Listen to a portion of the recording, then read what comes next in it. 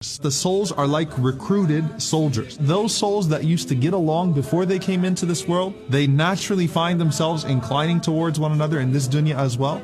And those souls that didn't get along in the previous realm, they also find a natural aversion to one another. And there's a beautiful story behind this. So the Prophet ﷺ, when he saw this, that this woman that was famous for making everyone laugh in Mecca, just happened to end up in the house of the woman who was famous for making all the other women laugh in Medina, and they became great friends, and they were great sahabiyat, they were great companions. The Prophet ﷺ, he commented by saying, Al-arwahu junudun wa jannada. He said, these souls, they knew each other in the past. So those souls that used to incline towards one another, they incline towards one another in this dunya as well.